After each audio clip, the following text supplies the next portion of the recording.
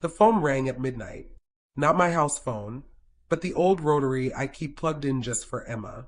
She only calls when he's asleep, when she can breathe without him listening. Grandma. Her voice was a whisper, like wind through a cracked window. He hit me again. My heart didn't jump anymore. It just sank to that familiar place, heavy as a stone in water. Where? My lip. It split.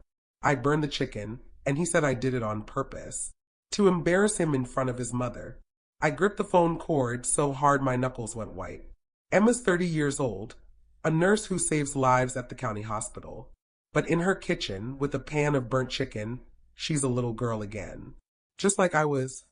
Emma, I said, and I could hear my voice going back in time. Let me tell you about my kitchen.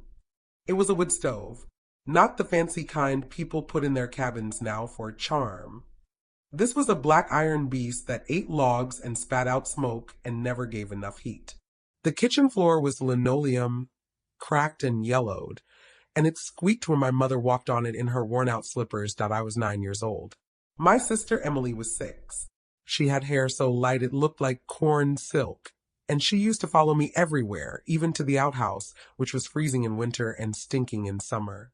She'd hold my hand and say, "Sarah, tell me what the sky looks like," because she was too weak to run outside and see for herself. The smell of our kitchen was always the same. Coffee grounds were used so many times they barely made brown water. Lard frying in a pan. And underneath, the smell of something damp. Something dying. Emily had the cough. That's what we called it. The cough. Like it was a visitor that wouldn't leave. My father, Frank, he called it something else. He called her weak soil. "You can't grow nothing in weak soil," he'd say, looking at her like she was a failed crop. "It's just a waste of water and sun." Emma made a sound on the phone. Half laugh, half sob. "Mark says I'm barren ground. Since the baby. Says I'm not a real woman anymore." The words landed like fists. Different century, different man, same poison. I pressed the phone closer to my ear, wishing I could reach through the line and pull her out of that house. "Listen to me," I said. "The night Emily died, I learned something. The soil wasn't the problem. Never was. But I'm getting ahead of myself. That's what old women do. We start at the end because the beginning is too painful to carry all at once. Let me start with the rules. In our house, there were rules you didn't break. Not because you'd get punished, because punishment was a given, but because breaking them meant you existed, and existing loudly was a sin. Rule 1. The rooster crows at 5. We woke at 4:30. Emily and I shared a straw mattress in the back room that smelled like mouse droppings and mildew. We'd hear Mother in the kitchen, moving quiet as a ghost. That was our alarm clock. Rule 2. Emily didn't go to school. "She's not strong enough," Father said. But that wasn't the truth. The truth was school cost money for books, and Father thought educating girls was like watering weeds. I went, but I learned to hide my report cards. Straight A's made him angry. Said it gave me airs. Rule 3. When Father came home from the farm, smelling of diesel and cheap whiskey, the house had to be silent. Absolute silence. A cough could get you locked in the tool shed. A drop spoon could mean no supper. A burnt dinner, well, I never burnt dinner. I was too scared to let anything burn. "Emma, I heard you crying into the phone." "Don't." "I've cried enough for both of us." The farmhouse in New Jersey where I grew up was wooden, with a porch that sagged in the middle like a tired horse. When the wind blew hard, and it always blew hard in winter, the whole house would groan. The roof leaked in 3 places. We kept buckets under the drips, and sometimes in the morning they'd be frozen solid. But to a child, it was home. I knew every creak in the floorboards. I knew which window had the spiderweb that caught the most flies. I knew that if you pressed your ear to the wall in the back bedroom, you could hear the mice chewing inside. Emily knew something else. She knew how to see beauty in the cracks. She'd sit by that leaky window and watch the light come through the water stains. "Look, Sarah," she'd whisper, her voice barely there from all the coughing. "It looks like a map to somewhere better." Her hands were always cold, even in summer. I'd hold them between mine, trying to rub warmth into her fingers, and she'd smile at me. That smile could break your heart. It was the smile of someone who'd already decided to forgive the world, for whatever came next that I didn't know how to forgive. I still don't really. I learned to survive instead. Emma, I said into the phone, and I could picture her in that modern kitchen she saved 3 years to remodel. Granite countertops, stainless steel appliances, a dishwasher that probably cost more than my father's truck. And yet, it was the same kitchen. The same trap. He made you feel worthless for a mistake anyone could make, I said. That's how it starts. Not with fists. With words that make you shrink. With rules you didn't know you were supposed to follow. The wood stove in our kitchen had a door that stuck. You had to know exactly how to lift it, just a little, and pull toward your left hip. If you did it wrong, it would screech like a banshee. Father hated that sound. I was 9 years old the first time I got it right. 9 years old, standing on a wooden box so I could reach the top. Feeding in logs, I'd split myself with an axe that was taller than I was. Mother watched from the corner. She never said a word. Not be careful. Not thank you. That was the rule too. You did things right, and you did them invisible. Emily was invisible. She spent so much time in bed, tucked under blankets Mother had quilted from old feed sacks, that sometimes I think Father forgot she was there. Until she coughed. Until she needed something, then he'd see her. And when he saw her, he'd see weakness. And weakness made him angry. Mark sees weakness in you, I whispered to Emma. But Emma, it's not weakness to burn chicken. It's not weakness to lose a baby. It's not weakness to cry. Emily never cried. Not once. Not when Father took her to the shed. Not when she went a whole day without food because she couldn't finish her plate. She'd just look at me with those big eyes, blue as cornflowers, and whisper, "It's okay, Sarah. I'm not that hungry anyway." It wasn't okay. It would never be okay. But at 9 years old, I didn't have the words to say that. I just had my sister's hand in mine, and the smell of wood smoke, and the sound of Father's boots on the porch at dusk. Emma, I need you to understand something, I said, and I heard my voice getting the tone it gets when I'm about to say something important. The man who hits you for burnt chicken? He's the same man who locked my 6-year-old sister in a shed for coughing. Different clothes, different words, but the same. Exact. Monster. She didn't say anything. Just breathed into the phone, that shaky breath you get when you're trying not to fall apart. And you know what they both say? The same lie. That we're the problem. That we're weak soil. That we're barren ground. I paused, let the words sink in. In the background, I could hear Emma's baby starting to fuss. Little Maya, not even 6 months old. The baby Mark says Emma can't soothe right. The baby he blames her for failing. Emma, I said, and my own eyes were filling up now, thinking of Emily, thinking of this baby girl who would grow up hearing her father call her mother useless. You're not the soil. You're the seed. And seeds don't die in bad soil. They wait. They hide. They grow roots where no one can see. And then one day, when the time is right, they push through and reach for the sun. I heard her catch her breath. How did you know when she whispered that I looked out my kitchen window at my garden, at the morning glories I planted last month that are just starting to climb? You'll know, I said, because the soil will try to bury you so deep you think you're dying. But that's when the seed does its best work. In the dark, when no one's watching. The baby cried louder. I heard Mark's voice in the background, muffled but sharp. Emma's breath hitched. I have to go, she whispered. I know, I said. But Emma, the story's just beginning. And this time it has a different ending. The line went dead. I sat there in my kitchen, the phone still pressed to my ear, listening to the silence she left behind. It sounded exactly like the silence in that farmhouse in 1968, the day after my sister died. The silence of a house that had eaten its own young and was still hungry. But I wasn't that 9-year-old girl anymore. And Emma wasn't me. She had something I didn't have. She had my voice in her ear, telling her the truth, and she had her baby.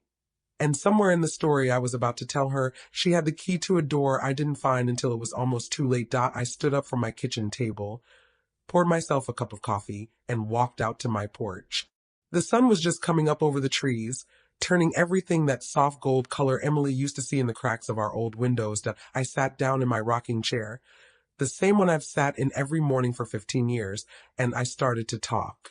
Not to Emma on the phone, but to her, to you, To every woman who ever thought she was weak soil.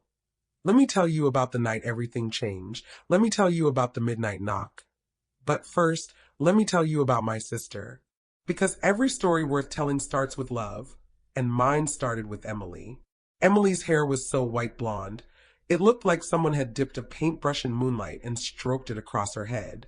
Fine as spider silk. When the sun hit it through our kitchen window, it glowed. Father hated that glow, said it drew attention to what he called the problem child. But Emily saw light differently than the rest of us. I remember one winter morning, she must have been 7 then. The frost on the window had made these patterns, like ferns growing in glass. The other kids would have scraped it off to peek outside. Not Emily. She sat there for an hour, just breathing on it, making the patterns melt and reform. Sarah, she whispered, and her voice was always a whisper because loud sounds scared her. It looks like the world is trying to draw us a map. See, that's a river. That's a mountain. That's a place where we could go. She collected things, not dolls or toys. Father said we couldn't afford useless trash. She collected pebbles that had a stripe of color through them, broken glass from the roadside that caught the light, a feather from a blue jay that had flown into our window and died. She kept them in a tin box under our mattress, and when Father was out at the farm, she'd spread them on the blanket and tell me their stories. This one's from a castle, she'd say, holding up a dirty quartz stone. The queen dropped it when she was running away from a dragon. I'd play along. What was the dragon's name? Frank, she'd say, and we'd both giggle. Even though we knew better than to say his name out loud like that, you asked me what she looked like. Small. That's the first word. Small like a bird that fell from the nest too soon. Her wrists were so thin, I could circle them with my thumb and finger. Her collarbones pressed against her skin like they were trying to escape. But her eyes, Emma, are you still there? I know Mark checked your phone. Text me gold if you can still hear me. Wait. I'll give you a minute. I see the typing dots. Good. Stay with me. Her eyes were the color of the sky after a storm clears. Not blue. Not gray. Something in between. And they saw things the rest of us missed. She'd stare at a crack in the ceiling and see a tree. She'd watch the rain slide down the window and call it liquid silver. She was magic, my Emily. Pure magic in a house that only knew mud. Father couldn't stand it. The first time he put her in the shed, she was 8. It was late November, and her cough had been bad for weeks. Kept him up at night. He'd come storming out of his room in his undershirt, his face red with whiskey and rage. That coughing's gonna stop, he'd bellow, or I'm gonna stop it for you. Emily would shrink into the mattress, trying to swallow the sound. But you can't swallow a cough. It's like trying to hold back the ocean with a sieve. That night, he dragged her out of bed by her arm. Her feet barely touched the floor. I was awake. I was always awake when she coughed, and I saw him haul her through the kitchen. Mother stood by the stove, stirring nothing, staring at nothing. Frank, it's cold out there, Mother said, and it was the first time I'd heard her speak against him. It was also the last. Good, Father said. Cold will teach her to control herself. He shoved Emily into the tool shed and latched the door. I heard the padlock click. Heard her small voice from inside. Sarah? Sarah, it's dark. I ran to the door. Pressed my hands against the splintery wood. I'm here, Em. I'm right here. Can you see the moon? She asked. Not get me out. Not I'm scared. Just, can you see the moon? I looked up. It was a sliver, barely there. I see it, I whispered. I can see it through the cracks, she said. It looks like a smile. She stayed in there until dawn. When Father let her out, her lips were blue. Her fingers were so cold they didn't bend. But she didn't cry. She just looked at him and said, Thank you, Daddy. I learned to be quiet. He grunted, satisfied. About time. I wanted to kill him. I was 9 years old, and I stood in that frosty yard, looking at my father, and I imagined picking up the axe we used for wood and bringing it down on his neck. The image was so clear, so vivid, I could feel the weight of it in my hands, but I didn't. I helped Emily walk back to the house. I wrapped her in both our blankets. And the next day, when I went to school, I stole 2 slices of bread from the cafeteria, put them in my dress pocket right against my thigh so no one would see the bulge, That night, when father passed out in his chair, I gave Emily the bread. She ate it so slow, like it was a feast. "You're my map, Sarah," she whispered. "You show me where the good places are." I became her thief, her protector, her shadow. I'd steal crackers from the general store when Caleb wasn't looking. Caleb, who would later become the first boy to show me kindness, but that's a later chapter. I'd pocket apples from the harvest baskets at the farm where father worked. I'd take the crust mother cut off the bread and hide them in a tin can under the porch. Every bruise on Emily's arm I memorized. Every time father's voice rose, I positioned myself between them. Not physically, he would have broken me like a twig, but mentally. I'd think so hard at him. Leave her alone, leave her alone, leave her alone. That sometimes he'd pause, like he heard something he couldn't place. It never stopped him. But it made me feel like I was doing something. And when you're 9 years old, feeling like you're doing something is the only thing that keeps you from disappearing. Emily started getting worse that winter. The cough deepened. The fevers lasted longer. Dr. Miller, old, kind, the only man in town who looked at my sister like she was a person, came by once.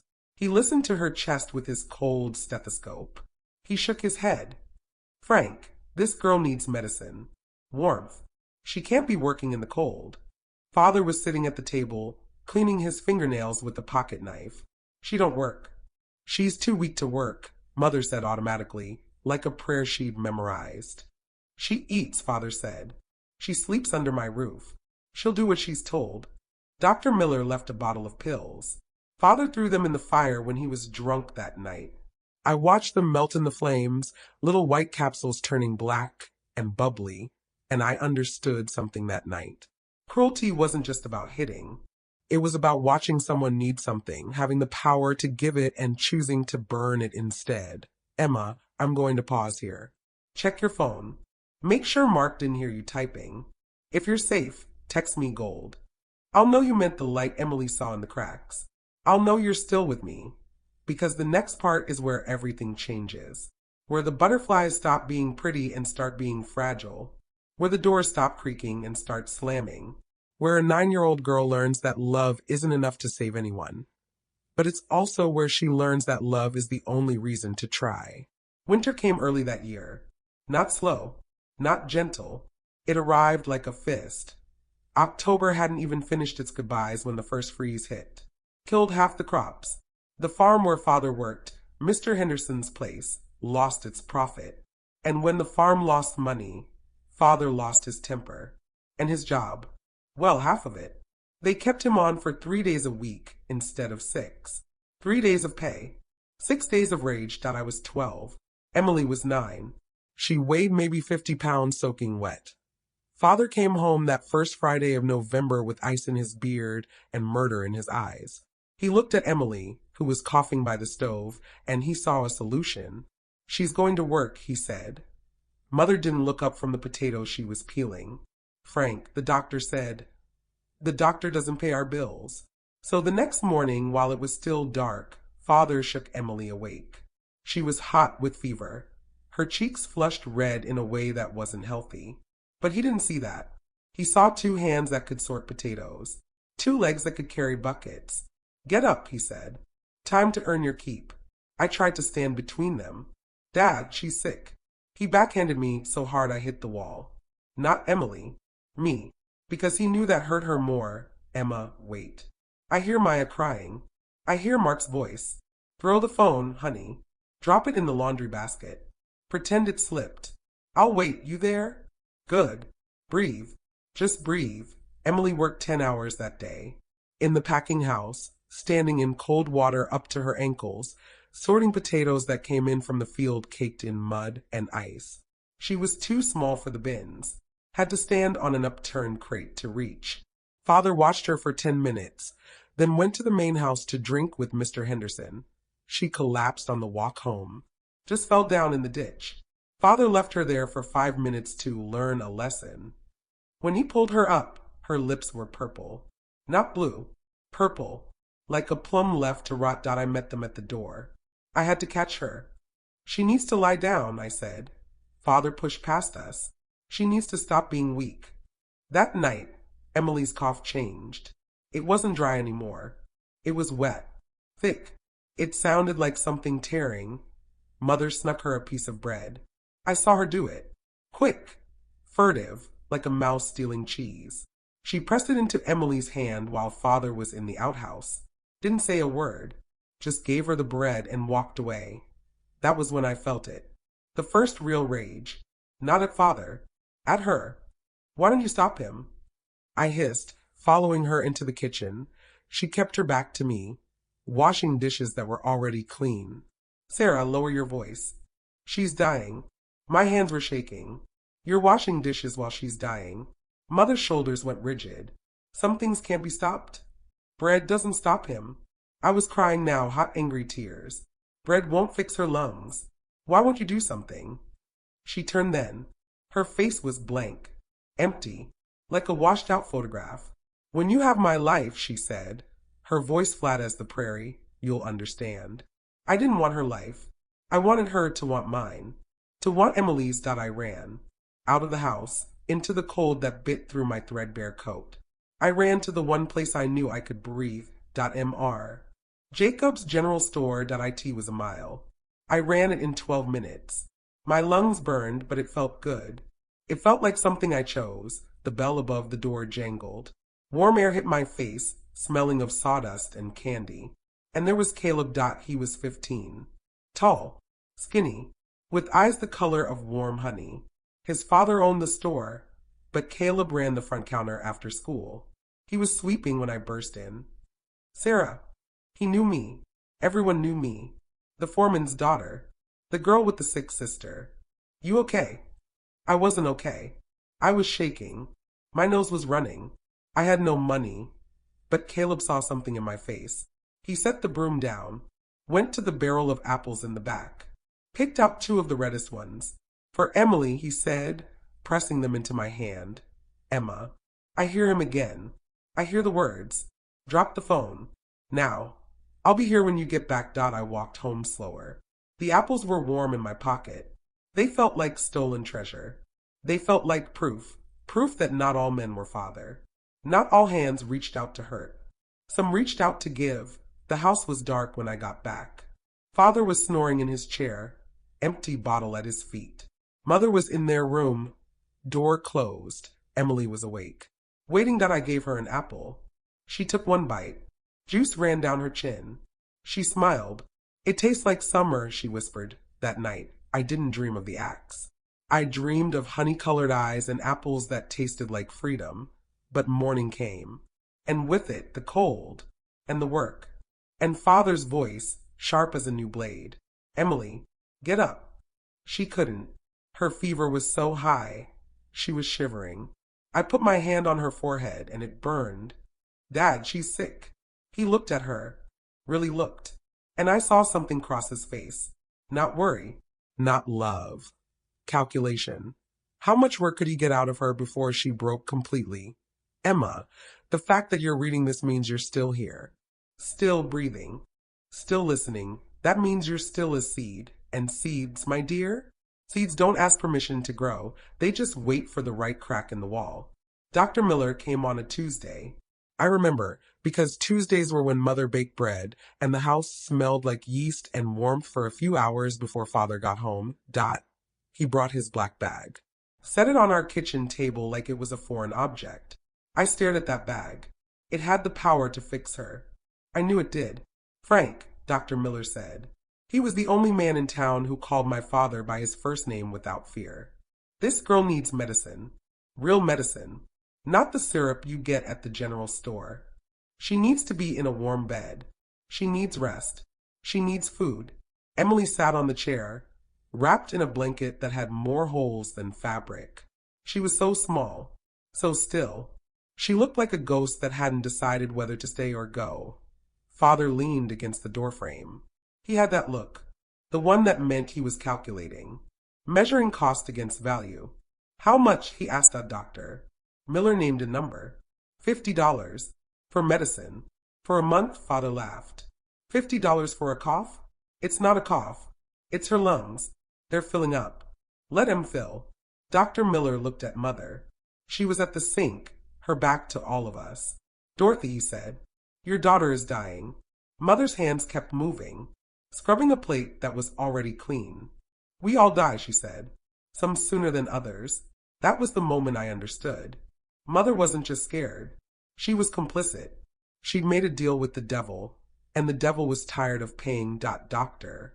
Miller left the medicine anyway. A brown bottle with a white label. He set it on the table. Please, he said to me. Not to them. To me. Father waited until the doctor's wagon was out of sight. Then he picked up the bottle, walked to the stove, and dropped it in the flames. Don't want no false hope in this house, he said. False hope's expensive. Emma, the text just came through. He burned my nursing textbooks last week. My hands are shaking as I read it. Not with surprise, with memory. Let me tell you what happens next. The toughening, as Father called it, became systematic. It was no longer random rage. It was a curriculum. He was teaching Emily how to be a Johnson woman, which meant teaching her how to disappear. She missed 2 meals because she couldn't swallow through the coughing. Father made her miss 3 more. Anyone who don't value food don't deserve it, he said. She coughed at night. The shed became her bedroom for 3 nights in a row. I pressed my ear to the wood, telling her the temperature, telling her when the sun would rise, singing songs our grandmother taught us before she died. In February, the temperature dropped to 10 below. The well froze. Father made Emily chop ice to get water for the animals. Her hands bled. She couldn't hold the axe. He hit her with the flat of it, not the blade. He wasn't trying to kill her. Not yet that I was stealing anything I could find. Half-eaten apples from the school trash. A wool sock someone left in the coat room.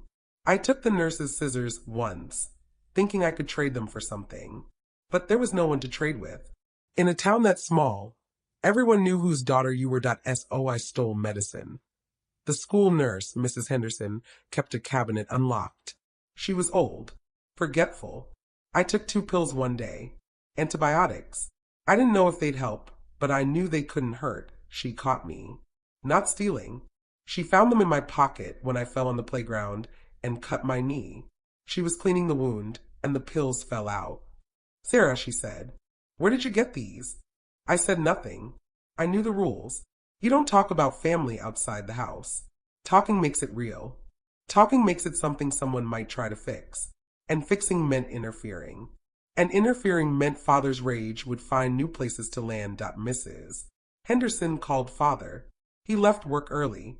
I saw the wagon pull up and my stomach turned to ice. He didn't hit me in the schoolyard. That would have been too public. He waited until we got home. Waited until Mother was in the chicken coop. Waited until Emily was asleep. Then he took my school books, my spelling book, my reader, my history book with the picture of the Statue of Liberty that I used to dream about. He stacked them in the yard, poured kerosene on them. You think you're smart, he said. Smart girls get ideas. Ideas get you in trouble. He struck the match. The books went up like they wanted to burn. The pages curled and blackened. The Statue of Liberty turned to ash. Emily watched from the window. I saw her face. She wasn't looking at the fire. She was looking at me. And in her eyes, I saw something I hadn't seen before, not fear. Understanding, she knew what I knew now. They didn't want us sick. They wanted us empty. They wanted us so hollow that when they looked at us, they saw nothing reflected back. No challenge, no threat, no future that didn't belong to them. Emma, listen to me. Listen hard. When he burned your nursing textbooks, he wasn't angry about the burnt chicken. He was angry because those books made you something he couldn't control. They gave you a world outside his kitchen, a world where you could heal, a world where you could leave. They don't want you strong. They want you broken, because broken is predictable. Broken stays. But you know what I learned that night, watching my school books turn to smoke? Fire doesn't destroy words. It just sends them into the air. And if you breathe deep enough, you can still taste them. I started memorizing. Every page they let me keep. I'd read it once, then read it again in my head before bed. I'd rewrite lessons in the dirt with a stick. I'd teach Emily what I learned. The solar system, the multiplication tables, the capitals of states she'd never see. They burned the books. But they couldn't burn what was in my head. That's when I started planning, not planning to fight. Planning to grow. Quietly, invisibly, like a root under concrete. Emma, the seed doesn't fight the soil. It doesn't waste energy screaming about how unfair the dirt is. It just grows until the dirt can't hold it anymore. Your textbooks are ash. Your degree feels useless. He tells you you're barren ground. Let him talk. Keep growing. The concrete cracks from the pressure of a single weed. And you, my dear? You're not a weed, you're a redwood. Just wait until he feels the first root break through his foundation. January 14th, 1968. 3:47 a.m. The moon was a hook. That's what I remember. A thin, cruel hook of light slicing through the window above our mattress, catching the dust motes and making them look like they were dancing. I woke to the sound of Emily's cough, but it was different this time. It wasn't a cough. It was a ripping, like someone tearing wet cloth with a rusted blade. Emily, I whispered. She didn't answer. She was on her side, facing me, her eyes open but not seeing. Her chest heaved up, and the sound that came out, God. It was a gurgle, a drowning sound that I touched her forehead. Burning. I touched her lips. Blue, not purple anymore. Blue like the bottom of a frozen pond. Mom, I screamed. Mom, she's worse. I ran, bare feet on splintered floor. The kitchen was dark, except for the last ember in the stove. Mother sat at the table, a shadow in a shadow. She wasn't asleep. She was just sitting. Mom, please. She's not breathing right. We need wood. The fire's almost out. Mother turned her head. Slow, like it hurt to move. She looked toward the corner where Father sat. He was awake. Of course he was awake. He never slept when Emily coughed. He sat there in the dark, just waiting. Frank, Mother said. Not a plea. A statement. Father didn't move. She's a lost cause, Dorothy. Those words, those exact words, I can still hear them. Not shouted, not angry, just final, like he'd already done the math and cut his losses. Please, I begged. I was pulling on Mother's sleeve. Please, just a few logs. She's freezing. Mother looked at me. Her eyes were empty rooms. It's useless to burn more wood, Sarah. Useless. My sister's life measured against the price of firewood. I ran back to the room. Emily was sitting up now, propped against the wall. She was coughing, and each cough brought up something dark. Something that smelled like metal and rot. The moonlight hit it, and I saw it was blood. Bright red against the gray of her nightgown. Emily, hold on. I was crying. Hold on, I'm getting water. I grabbed the pail. The pump in the kitchen was frozen. I had to go outside to the well.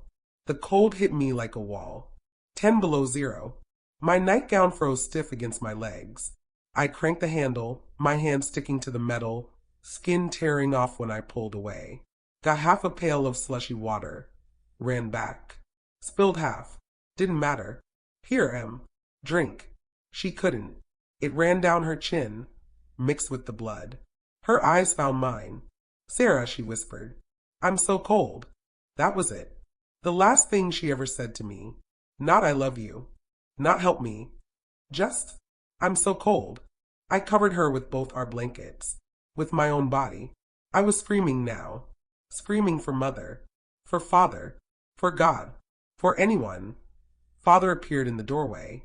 He stood there, massive, blocking the light. Stop that racket. She's dying. Then let her. He turned. Started to close the door. I threw myself at his legs. Please. Please take her to the hospital. Please. He looked down at me, and I saw something that has haunted me for 60 years. He looked inconvenienced, like I was a dog that wouldn't stop barking. Get off me, girl. Please. He grabbed my hair, yanked me back. I hit the wall so hard I saw stars. The door slammed shut. I heard the click of the latch. I was alone. Alone with my sisters dying. I pressed my mouth to the keyhole. Emily? Emily, I'm here. I'm right here. The coughing had stopped. The room was quiet. Too quiet. I started to sing. It was the only thing I knew. The lullaby our grandmother used to sing before Father decided she was too soft and stopped letting her visit. Hush, little bird, the morning's near. My voice shook. Cracked. I sang it again. Hush, little bird, there's nothing to fear. I heard a sound. A wet, rattling breath. Then nothing, the moon moved. The hook of light slid across the floor, touched Emily's hand. Her fingers were curled, like she was holding something. A colorful stone, maybe. A piece of glass. A map to somewhere better. I sang until my voice gave out. Until the sun came up. Until Mother opened the door and looked at the bed and said, well, that's that. Just like that. 6 years of coughing. 15 years of living. Reduced to, well, that's that. If you have ever been told you're a lost cause, pause this. Right now. Pause it and comment not lost. Share this with someone who needs to hear it. Because some words are so poison, they need 1,000 voices to drown them out. Emma? Emma, I can hear you crying. I can hear Maya fussing. Tell me. He said after the baby died, I was a lost cause. That I couldn't even do the one thing women are supposed to do. Her voice is breaking. I know that break. It's the sound of a heart splitting along a fault line that's been building for years. Emily was 15 years old, I say. My voice is steel now. Not the steel of cruelty. The steel of survival. She weighed 73 pounds. She had a 6th grade education. And a father who saw her as a failed crop. She had nothing. Nothing. I pause. Let the words settle. You are 25. You have a nursing degree. You have a car in your name. You have $3,000 in a savings account he doesn't know about because you saved it in cash, a little at a time, like I taught you. You have a phone. You have me. She's quiet. I hear Maya fussing. Then Mark's voice, distant but sharp. Who you talking to? The pharmacy. Emma says quick, practiced. About Maya's reflux prescription. I wait. I hear footsteps. The creak of stairs. He's going back to the TV. Emma, I whisper. Emily was a lost cause because everyone around her decided she was. You are not a lost cause because one man says so. You have what I didn't have yet. What's that? A way out. You just have to be brave enough to take it. The line goes quiet. I can almost hear her thinking. The same thinking I did at 15, 18, 20. The same calculations. Risk versus reward. Fear versus freedom. Grandma. What, honey? How did you know when it was time? I look at the clock on my wall. 3:47 a.m. The same time. Exactly the same time. I knew, I say. When I realized staying was more dangerous than leaving. I hear her breath catch. I think I'm there. Then you're already gone, I say. The rest is just details. The moon outside my window is a hook tonight. Same shape. Same cold light. But I'm not in that room anymore. I'm on my porch with my garden with my life, and Emma, she's not in her kitchen anymore. She's on the phone. She's listening that she's choosing, that's the difference between a lost cause and a found one. The choice. The seed doesn't ask the soil for permission. It just grows. The day after Emily died was a fog. Not just in my head. Real fog. Thick as cotton, sitting on the fields like it was waiting for something else to die. Mother was up before sunrise. Not making coffee. Not starting bread. She was sorting through Emily's things. 2 dresses. 3 nightgowns. A pair of shoes with the soles worn through. She piled them into a burlap sack like they were rags for the bin. Mom, I said, what are you doing? She didn't look at me. Mr. Henderson's wife has a girl about Emily's size. No sense letting good cloth go to waste. I stood in the doorway of our room. Emily's body was still on the mattress. We didn't have money for the funeral home to come get her yet. She looked smaller in death, like she was collapsing into herself. Those are her things, I whispered. Mother's hands paused. Just for a second. Then she kept folding. The dead don't need clothes, Sarah. The dead. Not Emily. The dead. Like she was already a memory being erased. Father came in from the barn. He looked at the sack. That's it. That's all she had, Mother said that he grunted. Simple affair, then. Good. Don't want to waste money on a funeral for a girl who couldn't even stay alive. The words landed like stones on soft ground. I wanted to scream. I wanted to pick up one of those stones and throw it at his head. But I was 15. I was a girl. I was nothing. The funeral was 2 days later. Simple, like Father wanted. The casket was pine. Unvarnished. The cheapest Mr. Harrison had. Pastor Williams said 5 words. Ashes to ashes, dust to dust. He didn't know her name. Called her the departed. Emma, I'm looking at your text. The go bag photo. I see it. Hidden in the laundry basket, under the towels. Good girl. Now listen for the knock. Listen for the sound of opportunity. Wait. I hear something. Is he coming? Good. Pretend you're folding. I'll wait. The cemetery was behind the church. 6 graves. All children. All from families like ours. The ground was frozen so hard. The men had to use pickaxes to dig. I watched them swing. Each hit sounded like bones breaking that we stood in a row. Father, mother, me. A few neighbors came. Mrs. Gorman from 3 farms over. The Hendersons, though I noticed Mrs. Henderson didn't bring her daughter to take Emily's clothes. Caleb came. He stood behind me, close enough that I could feel his presence like warmth. The casket went down. Father put his hand on my shoulder. It was the first time he'd touched me without hitting me in months. I flinched, then he leaned down, his mouth close to my ear. His breath smelled of whiskey and bacon grease. Now there's only you left, he whispered, not I'm sorry. Not we'll get through this. Just inventory that I looked up at him. His eyes were flat, calculating. I saw my future in them. Emily's fate, refurbished and reassigned. Mother stood on my other side. She heard him. She let out a sound. Not a cry. A laugh. Short. Choked. Cynical. At least this one is stronger, she said. She'll take longer to break. Emma, I need you to hear this. Your mother-in-law. Your own mother. Whoever looks at you and sees a problem to be managed instead of a person to be loved. They're telling you exactly what my parents told me. You're next. You're the project now, but here's the difference. You see it coming. I didn't. Not really. Not until that moment. The walk home was the longest mile I've ever walked. Father strode ahead, already planning. I could feel it. The math. How much longer I could work. How much more I could earn. How much he'd lose if I died too quickly. Mother walked behind. Silent. I heard the whisper of her skirt against the frozen grass. I wanted to turn and ask her how she could laugh. How she could stand there and measure my endurance like it was a crop yield. But I didn't. Because I already knew the answer. She needed me to be strong because if I was strong, it meant she could have been strong. And she wasn't. She'd chosen not to be. My strength was an indictment of her surrender. Caleb caught up to me outside our gate.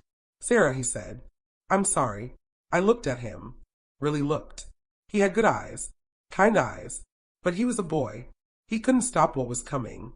Thank you for coming, I said. It was the right thing to say. The polite thing. He handed me something. A handkerchief. Clean. White. Monogrammed with his initials. In case you need to cry, he said. So no one sees. I took it. Felt the softness. It was the first thing I'd touched in years that wasn't rough or broken. Then Father called from the porch. Get in here, girl. We got planning to do. Planning. That was the word he used. Caleb squeezed my hand. Just once. Then he walked away. I stood at the gate. The handkerchief balled up in my fist. I could go inside. I could accept the planning. I could be the next Emily, just with a longer timeline. Or, Emma, the knock is coming. I promise you. It might not be a great uncle.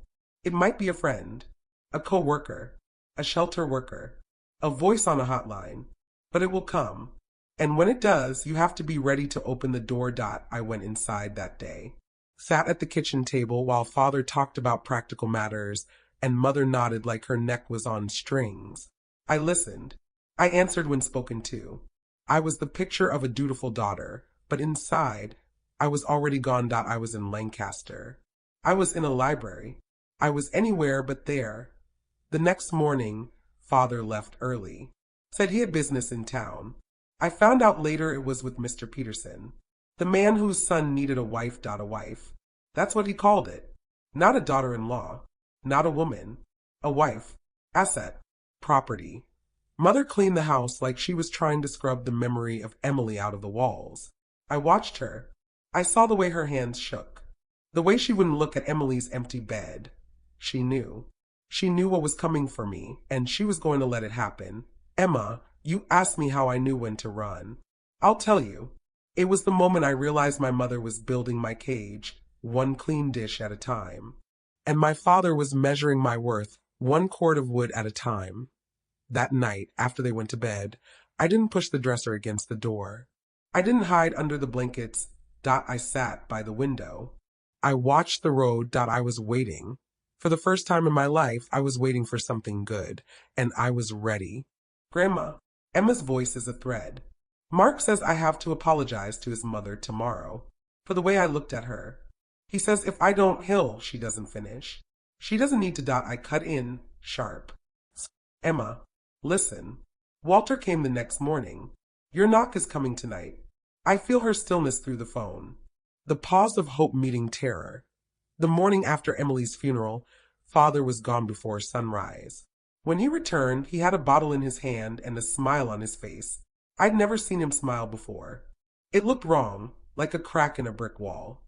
Mr. Peterson's boy is looking for a wife, he said. I told him you're available. The room tilted. I grabbed the table edge. Chester Peterson? Dad, he's 40 years old. He beats his dogs. Everyone knows he's got money. And money's what this family needs. He poured whiskey into a glass.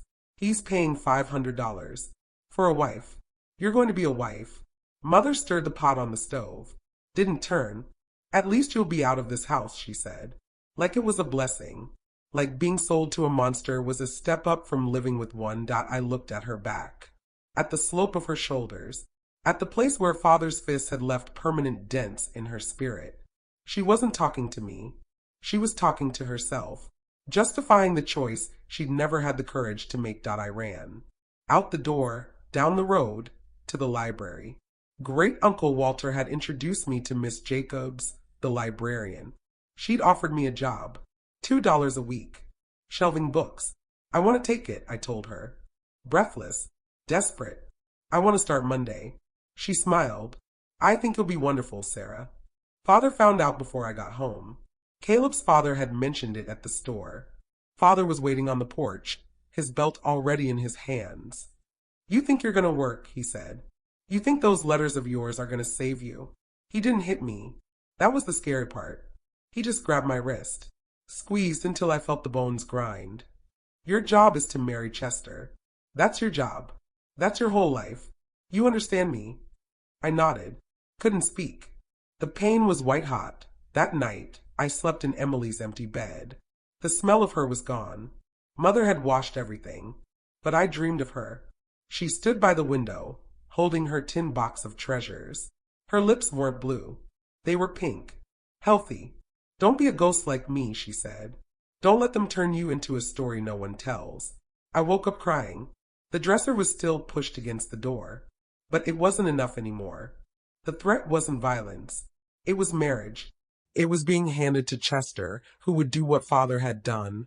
But without the pretense of family, the ticking started then. That clock in my head, counting down. Chester was coming to dinner Sunday. Today was Tuesday. 5 days, 0.5 days to become a wife. Or to become a runaway. I chose. Walter's note came Wednesday morning. Slipped under the door while father was at the farm. I'll be at the corner by the church at midnight. Bring only what is essential. I read it 12 times. Memorized the curve of the W. The shaky line of an old man's hand. Emma, your knock is coming tonight. I don't know what it looks like yet. Maybe a friend offering a couch. Maybe a shelter with an open bed. Maybe a bus ticket you bought with the cash you've been hiding. But it's coming. The question is, will you be brave enough to open the door when it does? I was. At 11:58 p.m., I slipped out of that house with a bundle of clothes and a photo of my grandmother. I didn't look back. Not even once. Chester Peterson waited for a wife that never came. You, Emma, are waiting for a sign. Consider this your sign. The clock is ticking. But for the first time, it's ticking in your favor. The note was smaller than I thought salvation would be. A scrap of paper, folded into a square, so tiny it disappeared in my palm. Walter pressed it into my hand while Mother was fetching coffee. His fingers were gnarled, but his grip was sure. Midnight, he'd whispered. Church corner. Don't be late. That was Wednesday. 3 days to plan. 3 days to pretend I was accepting my fate. Father grew cheerful. He drank less. He even smiled at me across the dinner table. Chester's a good man, he said. You'll be happy. Mother watched me with eyes that knew something was shifting. She couldn't name it, but she felt it. Like animals feel an earthquake before the ground moves. Friday night, she found me packing. I had my bundle under the bed, ready. She came in to put away laundry and saw it. Just a corner of the cloth sticking out. She pulled it. The whole thing came sliding out. My few clothes. The photo of grandmother. Emily's mother-of-pearl pin. She held it up. What's this? I stood frozen. The decision came in a heartbeat. Lie. Or tell the truth. I'm leaving, I said. She laughed. But it wasn't a real laugh. It was whiskey-soaked and bitter. Mother had started drinking Father's supply. Just a little at first. Now she carried a cup with her everywhere. He'll find you, she said. He always finds you. You'll end up like me. That was the moment. The final breaking. I looked at her, really looked, and I saw it. The thing I'd been missing. She needed me to fail. If I ran and got caught, it would prove Father was right. Prove the world was too dangerous for girls like us. Prove that surrender was the only wise choice. If I ran and made it, that meant she could have run too. And she hadn't. She'd stayed. She'd stayed and let Emily die. She'd stayed and let herself become a ghost. Come with me, I said. Last plea. Last hope. She took a long drink. This is my place. Her place. In the dirt. Under his boot. I took the bundle from her hands. Goodbye, Mother. She turned her back. Walked out. Didn't warn Father. Didn't stop me. But she didn't help me either. She just let me go. Which was more than I'd expected. At 11:47, I heard Father snoring. The sound like a saw cutting through wet logs. I waited 13 more minutes. Counted them on the clock. 11:58. I opened the back door. The cold air hit me like a wall. I stepped out. The church corner was a half-mile. I ran it in 8 minutes. Not because I was fast. Because I was running toward something instead of away. Walter was there. The pickup idling. He opened the passenger door from the inside. You came, he said. I'm not staying, I replied. The truck pulled away. I didn't look at the house. Not once. Walter taught me that. He didn't speak for 5 miles. Then he said, you have my mother's eyes. Eyes that weren't born to bend. Emma, Emma, I hear him. I hear Mark's footsteps. Go. Drop the phone. Go, breathe, honey. Just breathe. Read this when you're safe. The truck moved through the dark. Walter's hands on the wheel were steady. Mine were shaking so hard I had to sit on them. You did the right thing, he said. How do you know? Because you're still breathing. That's the first test. We drove 2 days. Stopped only for gas. He fed me bologna sandwiches and told me about Lancaster. About his house with the books. About the school where I could finish. You can be anything, he said. That no one had ever said that to me. Not Mrs. Anderson at school. Not Caleb. Not Emily. You can be anything, Sarah. The soil doesn't matter. The seed decides. I fell asleep somewhere in Pennsylvania. When I woke, we were pulling into his driveway. It wasn't a mansion. It was just a house. But the door was painted blue. The windows had curtains. There was a garden in front, even though it was winter and nothing was growing. Welcome home, he said. Home. A word I'd never understood. The first night, I slept with the door open. Not because I was brave. Because I could. Emma, when you run, and you will run, remember this, don't look back. Not at the house. Not at him. Not at the version of yourself that stayed. Looking back is what turns you into salt. Looking back is what makes you doubt. You run forward. You run toward the blue door. You run toward the school. You run toward the life that is waiting for you to claim it. The footsteps will fade. The voice will get smaller. And one day you'll wake up in a house where you can sleep with the door open. That's how you know you made it. That's how you know you're free. Walter's house was blue. Not fancy blue. Barn blue. The color of a sky that decided to settle down and live on a porch. The first thing I noticed was the door. It had a window in it. Actual glass. You could see through to the living room where books were stacked floor to ceiling. More books than I'd ever seen in one place. More books than our whole town probably had. Home, Walter said, and I felt the word land soft in my chest. That first night he showed me my room. It had a bed with a real mattress. Not straw, not corn husks. A mattress that didn't crunch when you sat on it. There was a quilt on top. Patched but clean. Smelled like sunshine. Door locks from the inside, Walter said. Only from the inside. I stared at the brass knob. The key was in the keyhole. Right there. Where I could reach it. That night I didn't lock it. I left it open. 2 inches. Then 4. Then I pulled it all the way open until I could see the hallway light.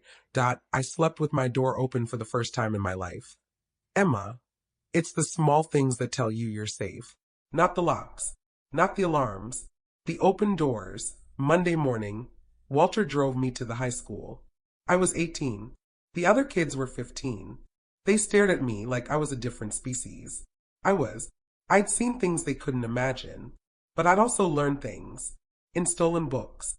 In secret lessons with Emily. In the survival school of Frank Johnson's house. I was the oldest. I was also the smartest. Miss Jacobs, the librarian, became my first real friend. She saw me reading during lunch, Jane Eyre, which I'd found on the free shelf, and she said, "You like stories?" "I like truth," I said. She hired me that afternoon. $2 a week. To shelve books. To help people find what they were looking for. To guard the stories. It was at the library, 3 months in, that Caleb found me. He'd moved to Lancaster after his father's passing. His uncle owned the general store on Main Street.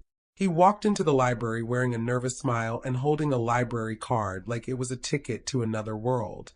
"Sarah," he said, "I thought I'd never see you again." He started coming every day.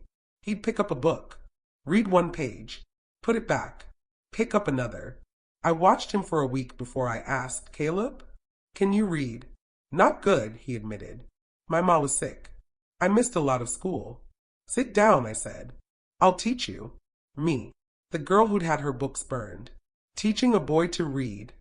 We started with the alphabet. Then with Dr. Seuss. Then with newspapers. He was slow, but he was determined. And he looked at me like I was the smartest person he'd ever met. One night. After 6 months of lessons, he read a whole page without stumbling. He looked up at me, his honey-colored eyes bright, and he said, "I love you, Sarah Johnson." I froze. "You love the girl who taught you to read." "No," he said. "I love the girl who survived." We married 2 years later. Simple. In Walter's living room. I wore a dress I made myself. Caleb wore a tie he bought special. Walter gave me away. He said, "I didn't save this girl so she could be ordinary." College came next. Nights. Weekends. While Caleb worked at the store, I studied to be a teacher. The dream I'd had since I was 9. The dream father had tried to burn. I got my degree the same year Megan was born. Our first daughter. I held her and thought of Emily. Thought of what she would have been. Aunt. Sister. Friend. We had 3 children. Megan. Edward. Walter. Named after the man who gave me everything. Emma's text interrupts. He left for work. "I'm taking the baby." My heart surges. "There's a Greyhound station 2 blocks from you. Buy a ticket to anywhere. Don't think about where. Just go. Text me when you're on the bus." I wait. 3 minutes. 5.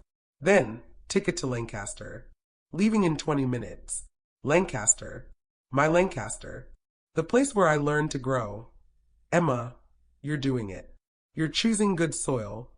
The rest of my life is ordinary. And that's the miracle. I taught school for 30 years. I gardened.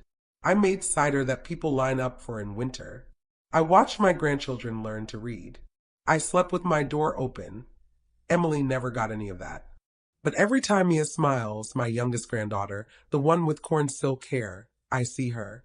Every time the afternoon light comes through the kitchen window, turning ordinary dust into gold, I know she's here. She didn't die. She just became the soil I grew from. And you're the seed now. Planted in good soil. Growing toward the sun. Keep growing. Don't look back. I'll be here when you bloom. Caleb died on a Tuesday in April. The daffodils were up. He went to sleep after lunch, holding my hand, and just stopped. No drama. No pain. The doctor said his heart was tired. After 72 years of beating, it decided to rest. The children wanted me to stay in Lancaster. We can take care of you, Megan said. But I didn't need taking care of. I needed purpose. 3 months after the funeral, Megan called. She'd moved back to New Jersey. Her husband managed a co-op. They had a house with an extra room. Mom, she said, I need you. The kids need you. I sold Walter's house. The one he'd left me. The one where I'd learned to read with the door open.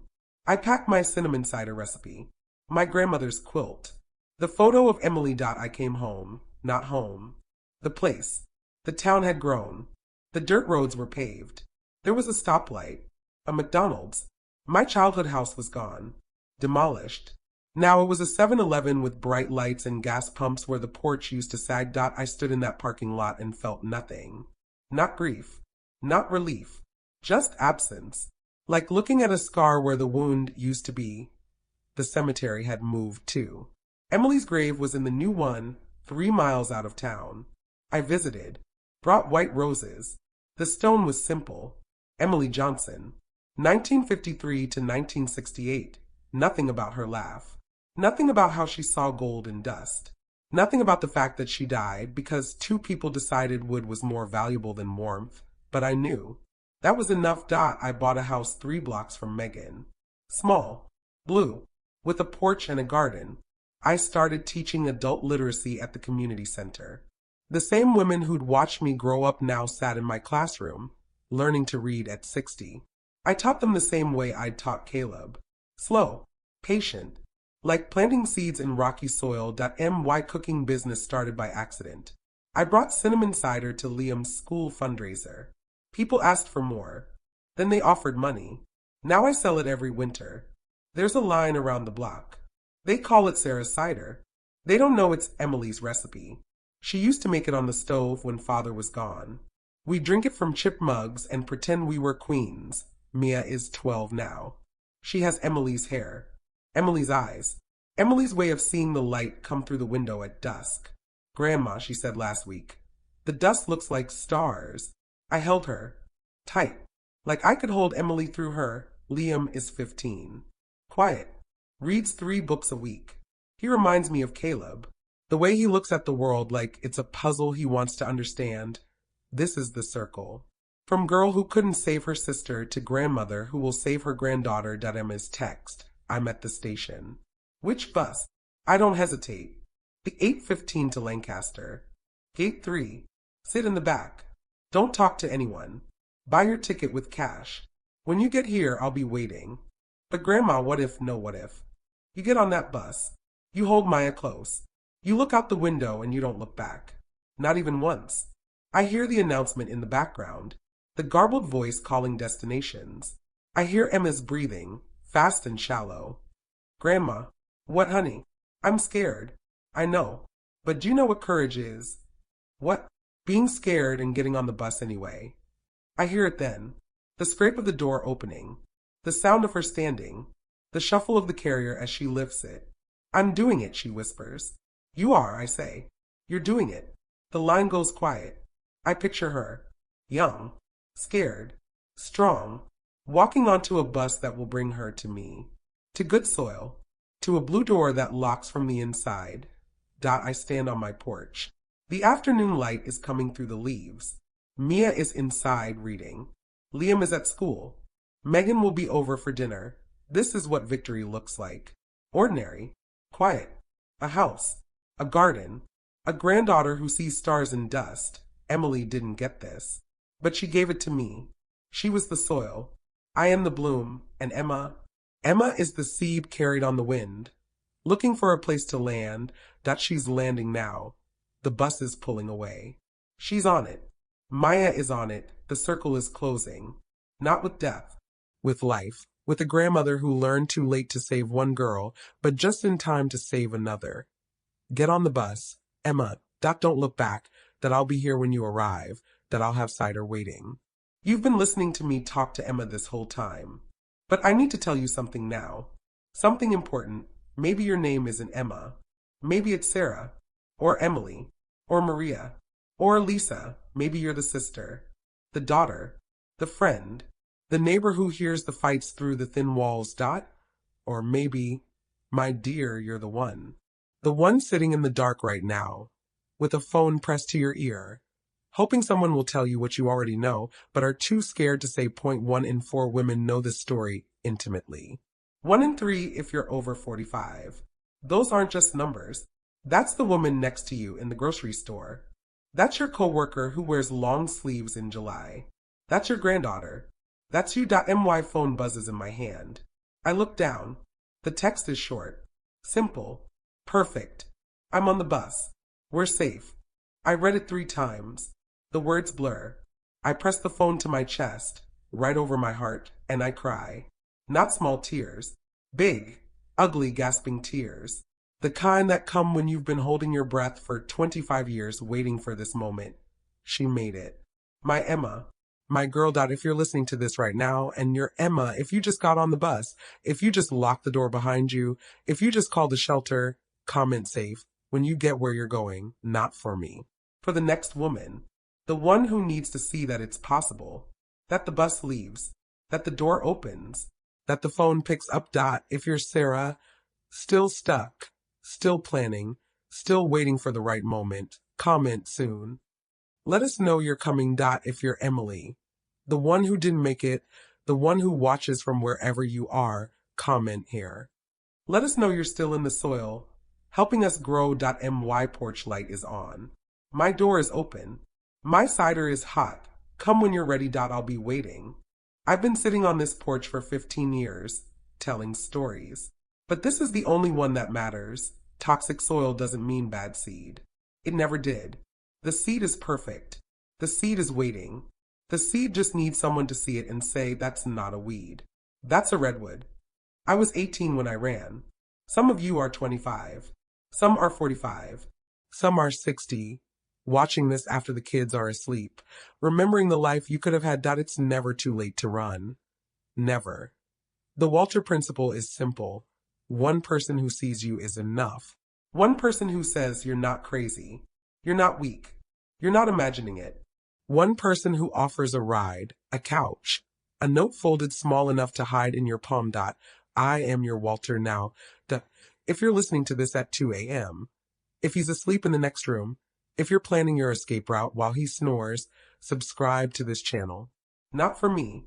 For the Emma who will find this video 3 months from now and need to know she's not alone. Comment grow. Let me know you made it to the end. Let me know you're still here. Let me know the soil didn't win. Share this. Be someone's great Uncle Walter. Slip this into a DM. Send it to your sister. Post it where she'll see it. Be the knock on someone else's door. My phone is in my lap. The sun is coming up over the trees. The light is turning the dust to gold. Just like Emily used to see it. I'm 73 years old. I have a garden. I have grandchildren. I have a recipe for cider that people line up for in December. But most importantly, I have this phone. And I have you. The next call could be Emma. Could be Sarah. Could be you. I'll be here. Door open. Light on. Cider hot. The seed doesn't ask permission. It just grows. Now grow.